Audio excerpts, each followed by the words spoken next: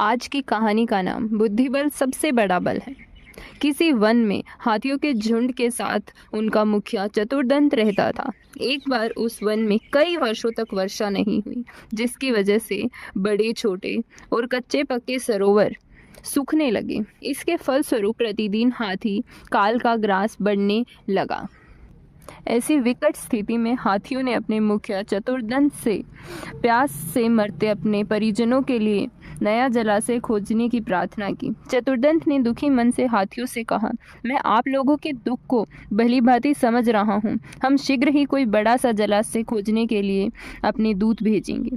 कुछ ही समय बाद चतुर्दंत द्वारा इस कार्य के लिए नियुक्त हाथियों ने आकर बताया, यहाँ से काफ़ी दूर पर स्वच्छ जल से भरा एक सुंदर सरोवर है, जो पाताल गंगा से निरंतर जल मिलने रहने के कारण सदा भरा रहता है। यह सुनकर चतुर्दंत ने कुछ अन्य हाथियों के साथ विचार विमर्श किया, फिर अपने झुंड के अन्य हाथियों के साथ उसी समय उस सरोवर की ओर प्रस्थान कर दिया।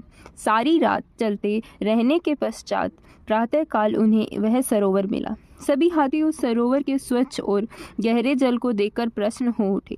उन्होंने जी भरकर स्नान किया और पेट भरकर जल पीकर अपनी प्यास बुझाई और शाम होते ही अपने अपने निवास की ओर चल पड़े। जलाशय के चारों ओर मखमली घास भरी भूमि पर खरगोश ने अपना निवास बना रखा था।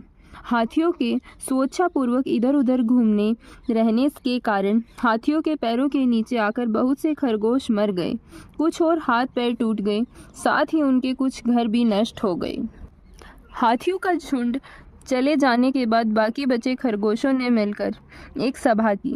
खरगोशों ने एक दूसरे से कहा, यदि इन हाथियों का इसी प्रकार यहाँ प्रतिदिन आना जाना लगा रहा तो हम सब शीघ्र ही परलोक सिधार जाएंगे।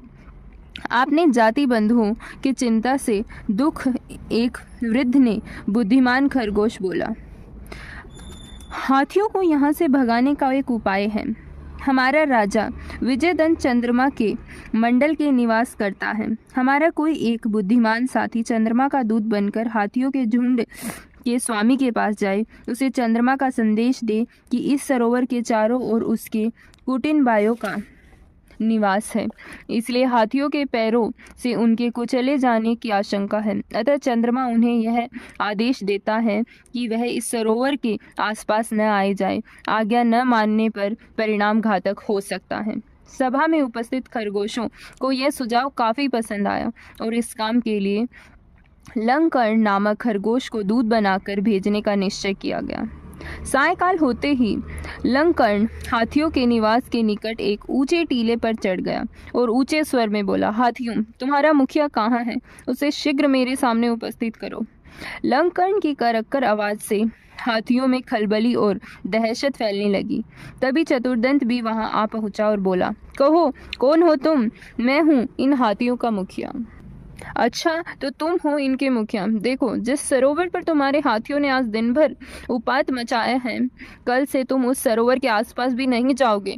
अपने साथियों को अच्छी तरह से समझा दो, वरना उनका विनाश हो जाएगा। लंकर्ण ने निडर होकर कहा, तुम कौन हो? अपना परिचय दो। चतुर्दंत ने लंकर्ण से कहा, तुम मुझे नहीं जानते। मैं चंद्रमंडल का निवासी हूँ और चंद्रमा का आदेश सुनाने के लिए तुम्हारे पास भेजा गया हूँ।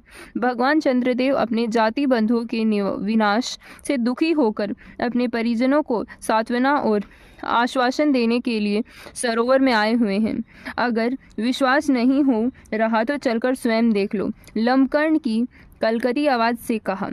हाथियों ने मुखिया चतुर्दंत की उत्सुकता पर लंकर्ण उसे अपने साथ ले गया और सरोवर के किनारे खड़ा होकर बोला, गौर से देखो, भगवान चंद्रमा क्रोध से किस प्रकार कांप रहे हैं।